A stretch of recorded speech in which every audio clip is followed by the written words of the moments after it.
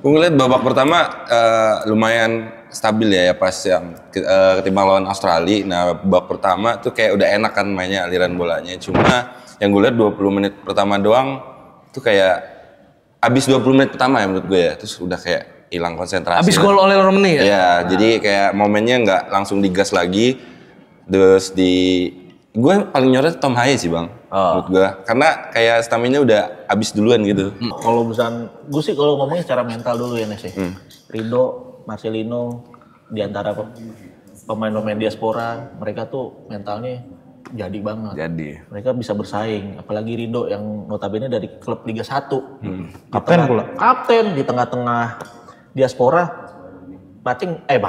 Rido bisa menunjukkan kualitasnya sebagai back papan atas sih. Iya ya, maksudnya udah levelnya udah elit lah gitu. Makanya kalau misalkan pelatih mau ngasih instruksi apa ke Rido, gue rasa Rido bisa jalanin semua. Halo Ebolers, kita kembali lagi dalam diving dan kali ini kita semua lagi sumringah semua karena timnas akhirnya bisa menang 1-0 dan yang jelas pemain kebanggaan kita semua Rizky Ridho tampil sangat bagus. Kok kebanggaan sih? Bangga semua dong. Apa? Pemain. Ya semuanya bangga tuh Rizky Ridho paling atas. Kalau gua bodo amat. Jangan handphone. Tadi dulu gua mau lihat ini Indonesia. Ya intinya 1-0 Ebolers, di mana waktu di babak pertama Indonesia menguasai jalannya pertandingan dengan ball position 60%. Serangan-serangannya juga mantap, aliran bolanya keren dan ditutup dengan bukan ditutup sih tapi dan akhirnya puncaknya adalah gol oleh Romani. Pada menit 24 menerima umpan dari Marcelino Ferdinand. Terus di babak kedua Indonesia agak ngendor tapi itu tidak apa-apa karena disitulah defense masterclass-nya sangat terlihat. Di mana trio Ridho, Jay Itzes sama Justin Hapner. Itu gokil banget. Dan tentu saja gue Danes di sini tidak sendiri karena gue ditemani oleh ini ada pendatang baru yaitu Alan Kusuma. Alan Kusuma. Yang belum tahu ini coach timnas PSSI Pers. Nah, ya. Panggilannya coach. Jadi nggak boleh manggil Alan, manggilnya coach saja gitu. Coach sama Alan. presiden. Siap presiden. Dan ini ada Gary. Udah sering. Kita udah sering yang juga sejarawan Persija ya kan. Dan di kanan ada Hadi. Apa kabar? Pak Sentot. Pak manajer.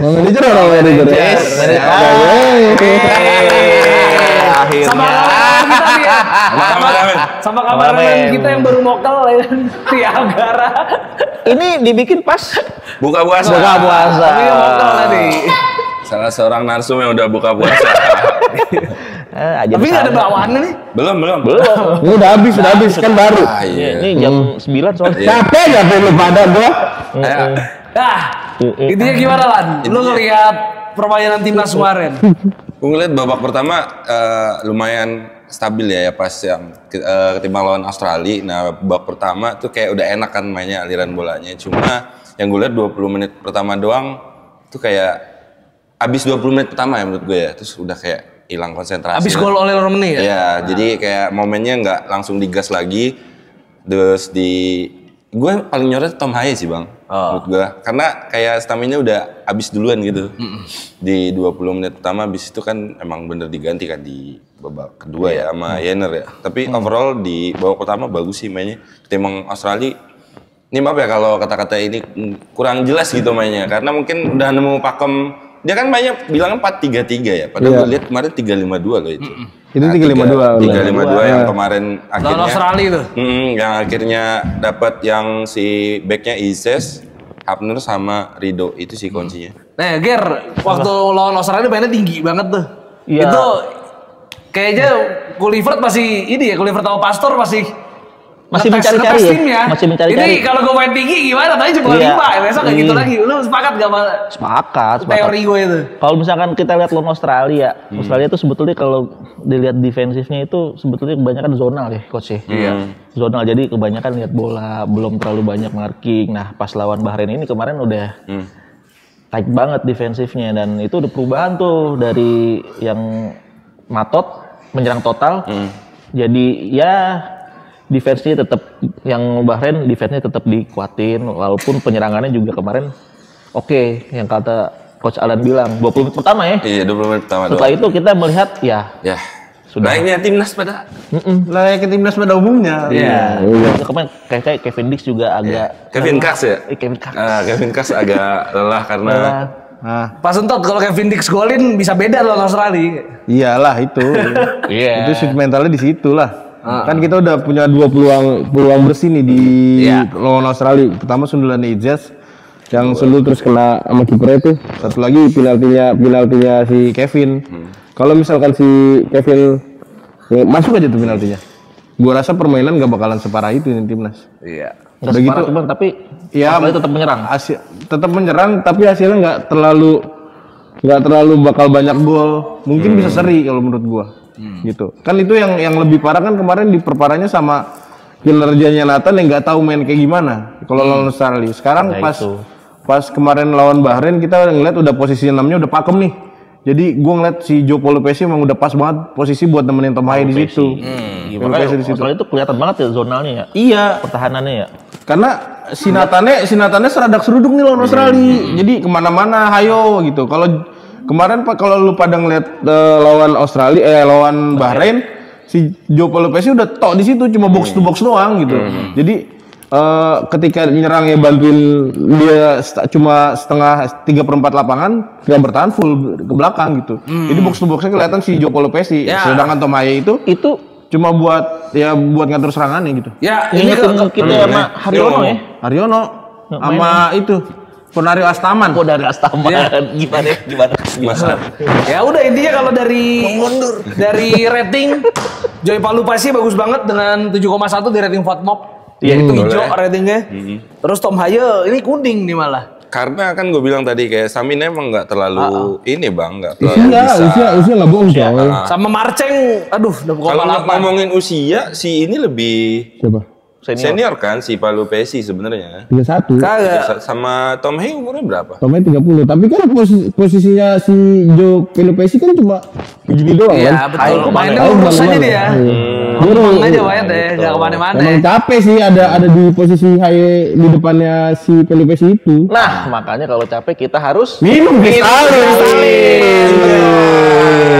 Dan jangan lupa malam-malam Kalau capek kok minum? kan kalau haus banget haus, minum. kan bisa menambah. Coba lan, kayaknya kristalinnya dibuka lan, enak lan. Coba lan. Kayaknya Ini kan udah maghrib. Isya bang. Isya ini. Tadi udah azan. Iya, kalau Abang mana mau minum? Tadi udah ngajar Isya Bralan. Ya itu kan kita kayak abis ini, abis maghrib. Abis ini Isya udahan. coba minum kayaknya. Minum dulu. Seger banget tuh. Kristalin kayaknya perisai hidup. Perisai hidup. Bolers ini bukan mokel ya, ini udah buka. Enggak, ini udah buka. Ini udah buka. Ini bukan mokel ya. Ini kita coba dulu. Itu perisai hidup. Perisai hidup. Kalau lo ngelihat bentar dulu. Ntar dulu gue potong dulu. Kalau gua Gary sama Hadi belum minum, itu emang karena itu udah kenyang minum ya tadi. Habis gorengan. Jadi ya udah. Lanjut. Thailand yang suruh minum gitu ya. Coba dulu ya. Perisai hidup. Ayo Boris. Gimana? Seger banget ya? Parah sih. Cocok. Seger banget. Sama jangan lupa bolers. Nah ini ada apa juga nih? Apa tuh? Bentar, dikit lagi sholat id. Pas sholat id, cari parfum yang cocok. Ya ini, LXVR. LXVR ini apa ya? Boleh dibuka dulu nggak? Coach. Iya. Masa saya lagi? Oh iya. Iya gantian dong. Oh iya. Nah ini, sini dulu gua. Nih, ini hitam nih. Apa ini? Baunya Episode apa pertama ini? itu ya. Episode Nih, pertama ada sistem. komposisinya ada fragrance, ada aqua, baunya bau aqua Apa gitu ya. namanya? Aquaman. Maksudnya bau aqua tuh maksudnya watery banget baunya. Terus sama ada Baca. glikol. Ya, coba buka wanginya gimana? Seger nggak? Coba banget. Wah, Coba banget. Jadi pas banget nih, pas banget sholat id. Lewatin tetangga yang belum ngeliat. Kenapa? Ya? Wangi aja. Oh iya. Apa sih parfumnya gitu? Iya, apa sih Dia parfumnya? nanya LXVR. Nih, gua kocok dulu ya. Kok dikocok? Mau diapain? Coba dulu. Udah. Ntar, belum. Belum? Lama ya. Harum. Ini pilihan bagus buat lebaran nih nanti. Ini benar-benar cocok nih buat sholat Jumat juga cocok ya kan, buat lebaran ketemu keluarga. Nah ini lu coba yang ini dong yang gold. Apa? Itu doanya dulu. Itu dulu katanya. Ya udah. Dari sananya. Dan sononya itu. Pokoknya LX VR, Eau de Parfum. Tapi gue bacanya udah bener. Lebaran. Prancis banget kan. Lebaran tanpa Alex VR nggak berasa lebaran. Masuk lebaran. Kita fokus lagi. Iya, fokus lagi. Timnas. Bil ini udah. Ya, ini jadi gini loh. Marceng awal-awal bagus. Ngasih kipas ke bukan kipas tapi kipas ya kan. Kipas ke Umpan kunci, Bang. Umpan kunci ya aja, kan? umpan kunci. Ke oleh Romani. Tapi habis itu menghilang. Itu kenapa coach? Kalau Ada apa dengan Marceng? Kalau menurut gue sih ini ya posisinya ya. Dia kan kalau berarti sebelumnya dikasih free roll ya pas lawan Arab tuh. Itu lagi Marceng lagi ngaceng banget kan.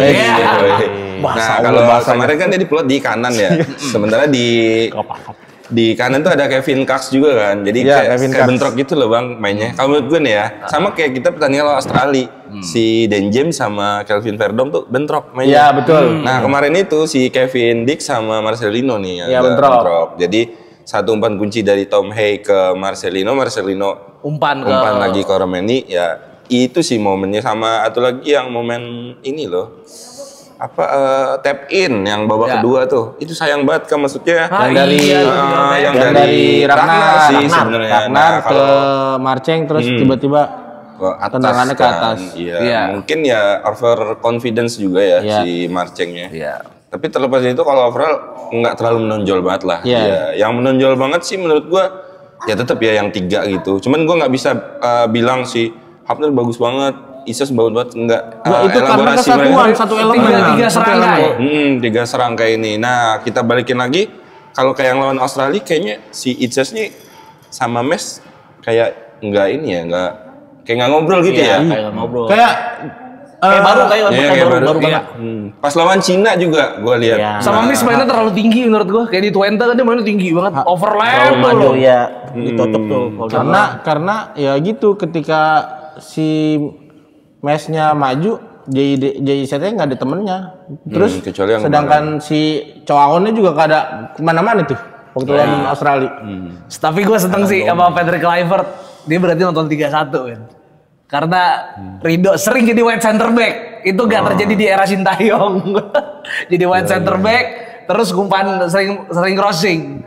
Gimana nih menurut lu cuy? Bener. Mantap gitu. Wah, kalau misalnya gue sih kalau ngomongin secara mental dulu ya Nes. Rido, Marcelino, di antara pemain-pemain diaspora, mereka tuh mentalnya jadi banget. Mereka bisa bersaing, apalagi Rido yang notabene dari klub Liga 1. Kapten pula. Kapten di tengah-tengah diaspora. Rido bisa menunjukkan kualitasnya sebagai back papan atas sih. Iya ya, maksudnya udah levelnya udah elit lah gitu. Makanya kalau misalkan pelatih mau ngasih instruksi apa ke Rido, gue rasa Rido bisa jalanin semua gitu kan. Mau dia maju kayak Alessio Romagnoli bisa, kayak Giuseppe Bergomi bisa. Giuseppe Bergomi aja lama banget anjir. Kasian. Siap nonton nggak tahu. Iya. Yang lebih baru dong. Minimal banget lu kasih taunya dia main kayak Nesta gitu masih tahu. Nesta. Enggak juga. Nesta kan dia di belakang mainnya. Ayolah fokus lah. Sabar. Mainnya kayak Fabio Cannavaro lah bisa tuh. Sama aja satu Sama angkatan. aja. Ayo Bang. Cielini.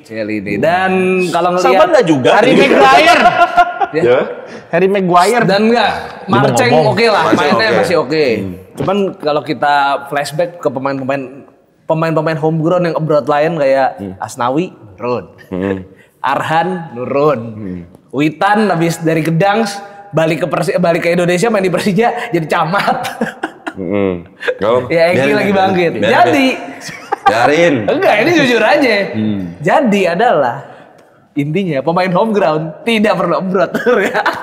Itu boleh Bang kalau pendapat kayak gitu. Cuman ada momen ini juga loh Bang. Kalau dia home run, seenggaknya dia dapat menit bermain sama ya sama ini lah. Mentalnya bisa berkembang juga ya. Itu kan kalaupun dipanggil timnas itu kan kayak menurut gue sih menunggu waktu doang sih. Nah, kayak yang sekarang kan persoalannya sekarang kualifikasi nih kan.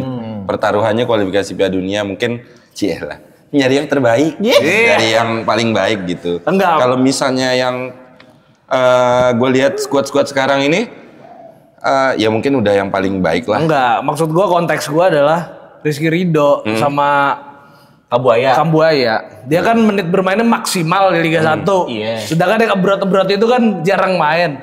Daripada lu mempertaruhkan menit bermain lu dengan keluar, mending lu bertahan di Liga 1. Gitu loh. Iya, tapi ya tadi balik lagi kata Coach Alan bilang ada momen yang memang sebetulnya lo harus bisa abroad juga gitu, untuk dapat pengalaman. Ridho Ridho beruntung ya, dia punya pengalaman main bareng Kudela yang ngadepin Ronaldo. Nah itu kan bisa jadi insight-nya dia nanti di timnas gitu. Nah itu untungannya Ridho ya bisa bermain dengan back sekelas Kudela yang udah berpengalaman, punya mentor. Nah itu makanya Liga 1 kan udah datengin pemain-pemain yang kelas tuh sebetulnya. Itu kan bisa ngasih upgrade ya. Pelajaran upgrade sama juga ke pemain-pemain yang ada di pemain home ground gitu loh. Di Dewa Bang sebenarnya. Di Dewa itu kan pemain-pemain asingnya juga bagus ya. Jadi tier 1. Jadi si Septian, Egy, Kambuaya jadi lebih bagus sama striker kan Mesidoro ya. Mesidoro sama sini Alec Martin ya itu. Jadi ya itu pemain-pemain lokalnya jadi bisa punya mentor yang bagus dari pemain asingnya itu. Iya. Maksud gua tuh jadi intinya kalau pemain mau abroad dia harus mempertimbangkan juga. Kira-kira klub yang dia tuju itu bisa ngasih menit bermain maksimal nggak? Ya itu. Jangan main abroad aja. Kalau daripada lu keluar tapi lu jarang main, mending lu bertahan di Bari. Tapi kalau misalkan ngelihat Arhan sama Asnawi ya?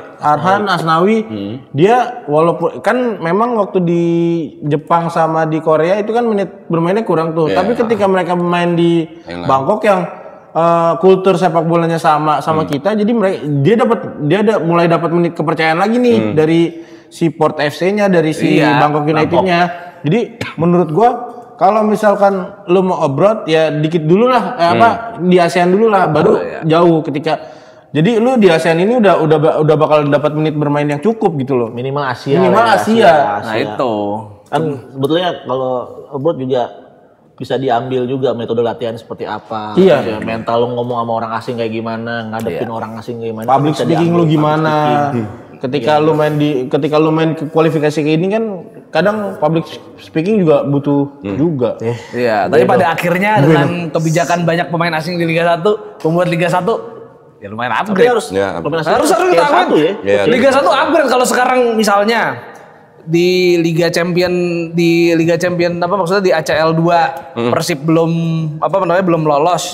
Itu memang kita harus akuin karena kebijakan di putaran pertama yang menurunkan lapis kedua itu kita harus akuin. Kita harus akuin. Seandainya Persib dari pertama nurunin pemain inti, juara grup itu gue yakin. Juara grup. Iya gitu. Benar juara grup itu. Bobotoh gimana? Bobotoh ya enggak? Kalau Persib dari putaran pertama ACL 2 tuh di 3 pertandingan pertama langsung nurunin puasa kagak nggak nyimak. Langsung nurunin tim utama juara grup gue. Ya kan? Dia cuma doang, gua nggak tahu. Sama kayak Tama kemarin. Ada di sana gimana? Karena Persib kan lebih fokus ke liga dibanding ke kemarin. Kenapa ke liga? Berarti intinya ya kita harus jujuran mindset dari klub Indonesia harus diubah. Ayolah. Iya harus diubah. Jadi yang diutamakan tetap kompetisi Asia. Kan abis ini juara. Gimana? Ya itu. Dewa kali juara. Karena gua harus akuin dulu Bali United juga begitu. Ketika main di Asia, yang diturunkan kekuatan keduanya. Persija nggak ya Persija? Apa? Persija nggak ya? 2018 nggak ya Persija ya? Enggak lah. Iya utama ya. Tapi sayangnya kalahnya sama siapa tuh? Sama Tampines Rovers ya? Bukan Tampines. Sama apa coach? Yang tim Singapura. Ada Hairul Amri kan? Home United. Ada Hairul Amri itu. Sekarang jadi Lion City. Lion City itu udah ke ACL tuh semifinal ya? Iya. Udah jauh melangkahnya. Balik lagi ke timnas. Ya udah balik lagi ke timnas. Intinya adalah ya begitu tadi. Kalau menurut gua kalau abroad harus mempertimbangkan dengan matang. Jangan asal abroad doang. Nah ini 2 pertandingan terakhir akan ngadepin China, akan ngadepin Jepang. Lawan China insya Allah kita menang, tapi jangan terlalu yakin juga. Maksudnya jangan, ya ekspektasi harus tetap dijaga. Nah lawan Jepang nih gue lumayan berharap karena Jepang udah lolos nih. Iya.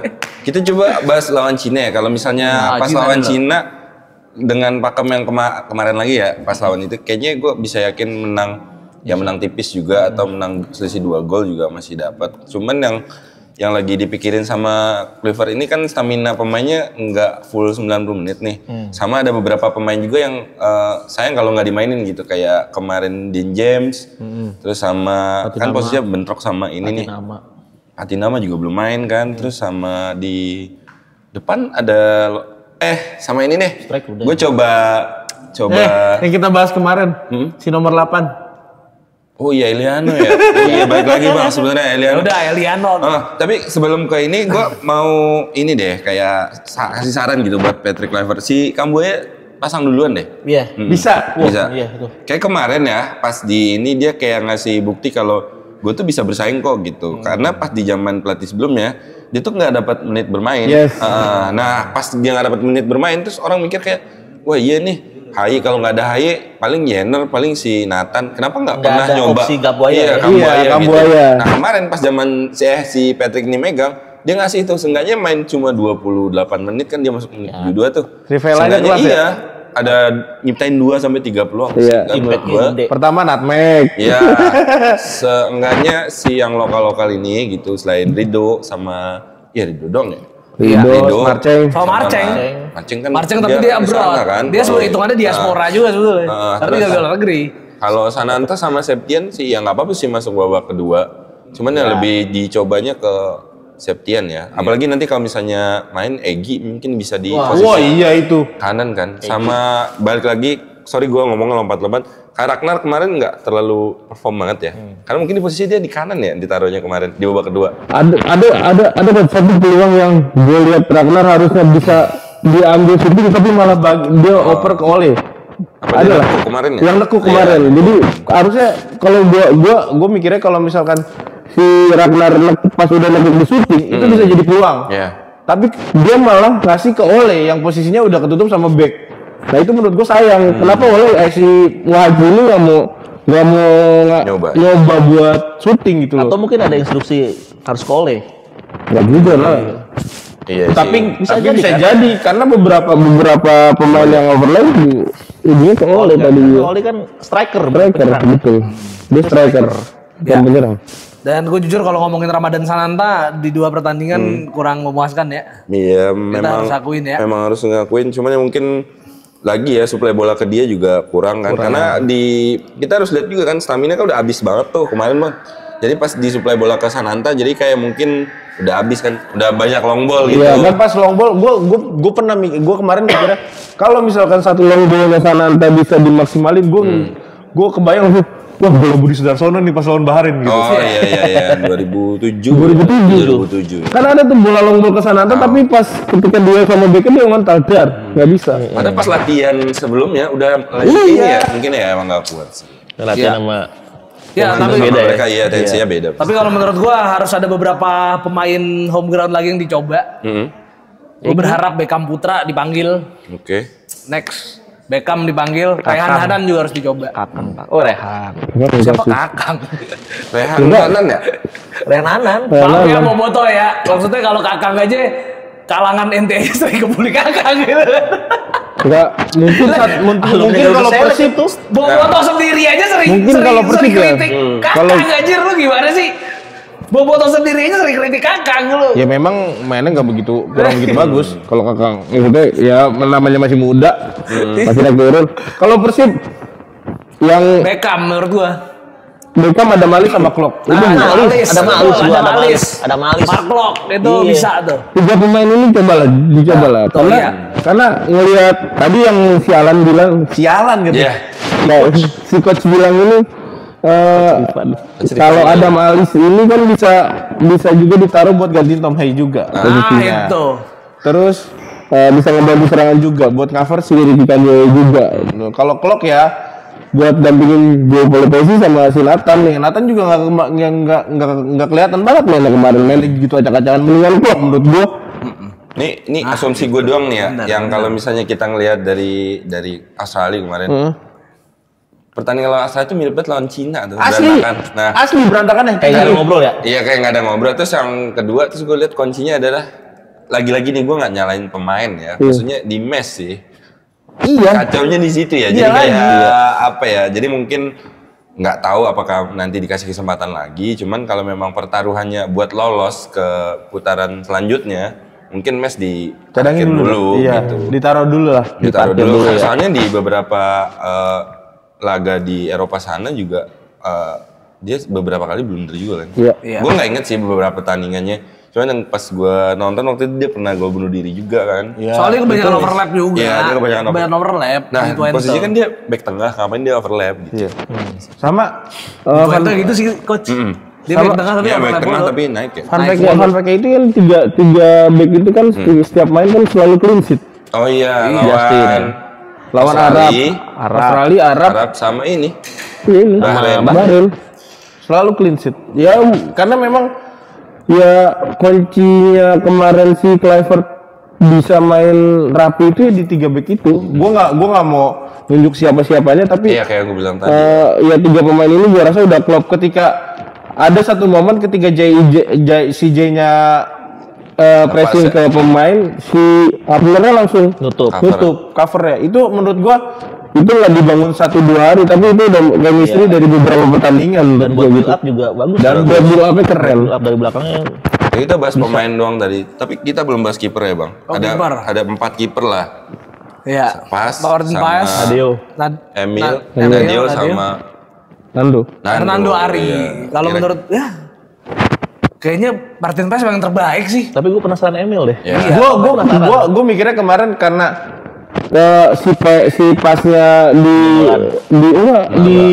di MLS-nya udah lagi ngedrop banget, terus tiba-tiba laga kalah kan. dimainin lawan Australia kebobolan juga.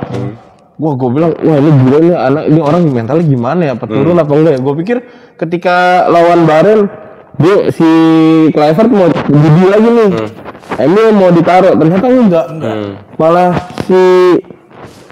si Paes lagi yang ditaruh. Gue bilang ya itu berarti mentalnya Paes bener-bener bagus lah ya gitu. Dia beberapa kali diserang juga masih oke kok. Karena orang masih mikirnya udah kebobol 5 gol, ada Emil. Ada Emil yang bikin Enggak, justru menurut gue Emil ini kan masalahnya di karirnya justru menurun ya. Dia dianggap wonderkid sempat digadang-gadang akan jadi cadangan ada Donnarumma di Italia, sempat digadang-gadang dia jadi cadangan ada Donnarumma, tapi ternyata justru turun. Dia itu sebenarnya sempat digadang-gadang. Buat gantiin Buffon malah waktu itu di Juve. Iya. Abis dari Juve kemana? Sampdoria ya? Sampdoria. Dia kan lagi Sampdoria. Maksud gua tuh Palermo. sempat digadang-gadang jadi pelapisnya Donnarumma di timnas Italia, tapi ternyata enggak. Tapi Palermo main di Serie B sekarang. Menurut gue di lawan apa? Palermo. Lawan Cina sih mungkin kayak Emil main. Menurut gue sih. Ya bisa jadi bisa enggak coach. Enggak, ini mengejar kalau lawan Cina susah lah menurut gue. Karena ngejar menang. Asia Timur tuh kalau main bola udah staminanya ampun-ampunan. Jadi menurut gue bisa dicoba justru pas main di Saitama. Iya. Di Jepang. Nating tulus ya. Nating tulus kalau udah di Jepang udah nating tulus. Kita paling possible itu kan ada di peringkat 3-4. Iya. Karena di peringkat 2 udah susah. Iya. Karena kita udah kalah lawan Australia, jadi gue yang ngimpi di peringkat 2. Gitu. Dia tergantung pertandingan lainnya. Enggak, dan justru kalau kita masuk ke round berikutnya di round 4 ya. Round 4 kan lebih banyak tontonan nih. Bener juga. Iya kan? Lebih banyak tontonan. Gue belum nge-search ini sih apa? Lawan-lawannya itu dari mana sih? Dari yang itu grup A, grup B.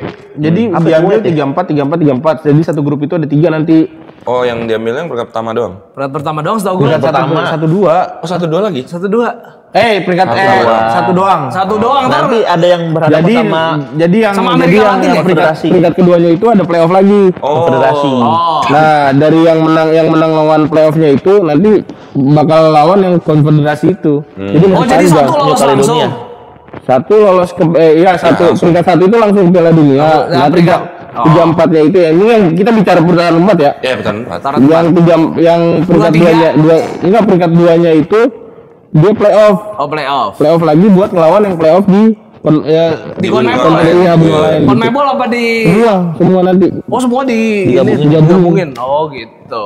Gitu sistemnya. Kalau gue ya, kalau gue baca kemarin di itu kayak gitu. Bakal lebih ini ya, lebih padat Lebih lagi. panjang, lebih padat. Jadi kalau lebih panjang kan Gue berharap kita mentok di putaran keempat dan kita bisa lolos. Gue berharapnya kayak gitu. Sama lah pasti kita. Kalau misalkan kita ngarepin di putaran ketiga ini nggak bisa lah. enggak, kalaupun kita rezeki kita belum ke Piala Dunia, at least sampai ke kualifikasi Tempat. antar zona.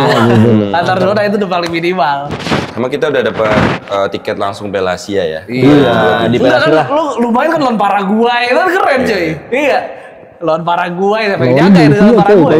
Kalau misalkan Wah, di lapas lagi ya. kalau misalkan kita Lapas. itu kalau misalkan kita ketemunya Common Ball, itu bisa jadi ketemunya lawan Bolivia.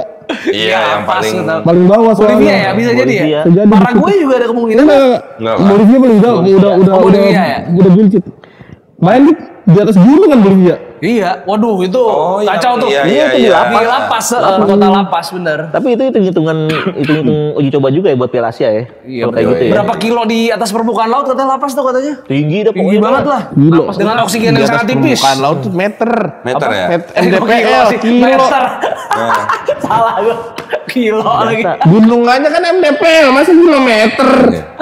Lu Des. Inci. Berapa meter di atas permukaan laut maksud gua.